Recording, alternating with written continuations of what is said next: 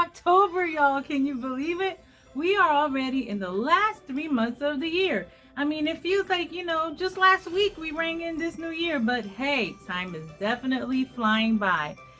October is my favorite month, not only because, it's fall, but because two of my sisters have birthday and I have a lot of family members whose birthdays are in the month of October. Plus, it'll be our wedding anniversary. We got married towards the end of October, and it is also Pastor Appreciation Month. So if I have any pastors out there following me, well, we appreciate you, we pray for you, and we ask the Lord to keep blessing and using you in a special way.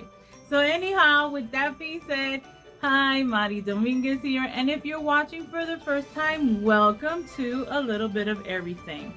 Now, if you like what you see, I would so appreciate it if you decide to become part of my little DIY family by hitting that subscribe button and also clicking on that notification bell so you don't miss out on any future videos.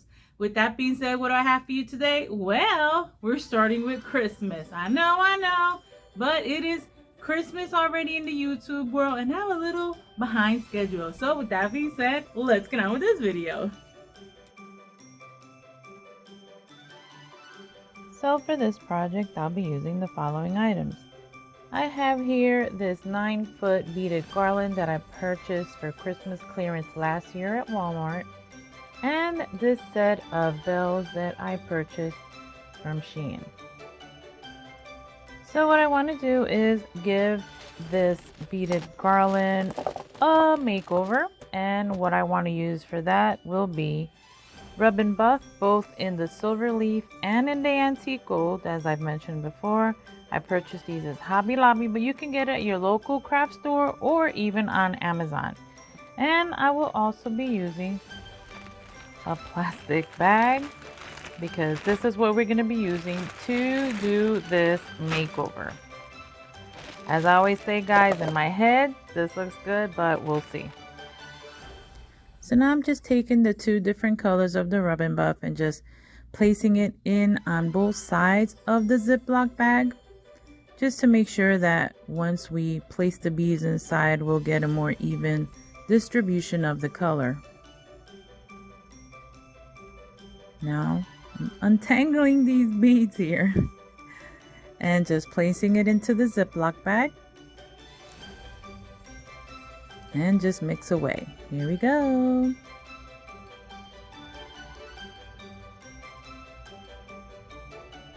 This is a better way because we all know that Rub and Buff can be a little messy. Look how pretty it looks. So now we're just going to lay it out here so that it can dry. Rub and Buff will dry pretty quickly, but let's just make sure we give it enough time to dry. So as our beaded garland continues to dry, I'm just going to take all of these bells, and by using that same antique gold Rub and Buff, just going to start brushing it onto all of the bells to give it more like a little gold tone tarnished look. Yeah, I'm liking the way it's looking so far. It's gliding on pretty smooth because the bells have like a glossy finish on them. So hopefully this takes well. But they are looking very pretty so far. I'm happy with the look they have. And now we're just going to set these off to dry. I found this red ribbon at Walmart. Very affordable for 47 cents. And I thought it was just perfect for this project. I am cutting 10 little strips at approximately 8 inches each. And I'm just making a knot to the bell, and then I'm making another knot, leaving about 1.5 inches in between. And now this is the center of the garland. I am counting 10 beads to the right, and I'll be counting 10 beads to the left. This garland has over 200 beads, so I am going to be leaving 20 beads in between each bell, making it as even as possible.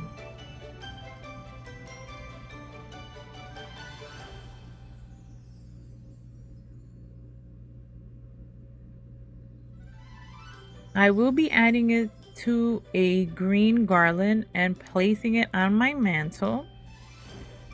That's why you won't really see a difference right now, but you will later.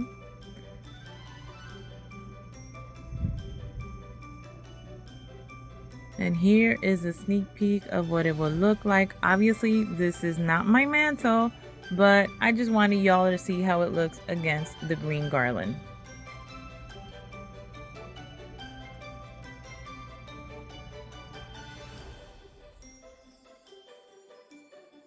For this project, I'll be using the following items.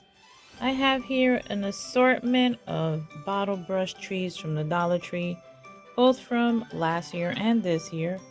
Also, I have this piece of crafting wood from the Crafter Square section, and from Walmart, I will be using this folk art home decor chalk paint in the color white.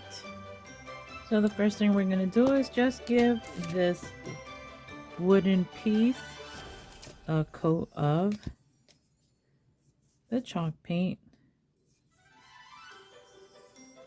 on the sides and in the front. And I'll just be doing the one coat. Now we just set it aside to dry.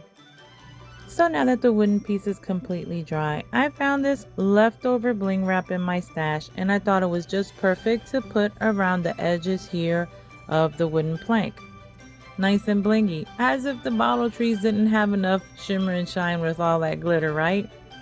Hey guys, if you made it this far into the video, please comment with a blue heart down below. Why a blue heart? Because blue is my favorite color.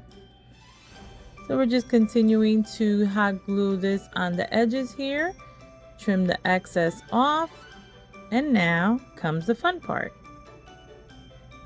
After playing around with the placement of the trees, I decided to do this golden tree in the center, but I wanted to be a little bit higher, so I'm adding this wooden round piece.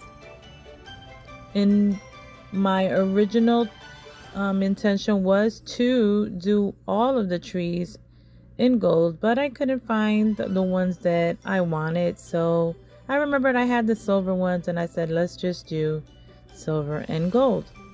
I am going with a little bit more traditional Christmas colors this year, guys, believe it or not. It'll be red, green, silver, and gold. So now continuing to hot glue the different size trees here. And if you decide to do a project similar to this one, y'all definitely check out Walmart or Hobby Lobby or any other place that is already selling Christmas decor, because we all know that with the price changes at Dollar Tree, you can get a better bang for your buck probably at another store.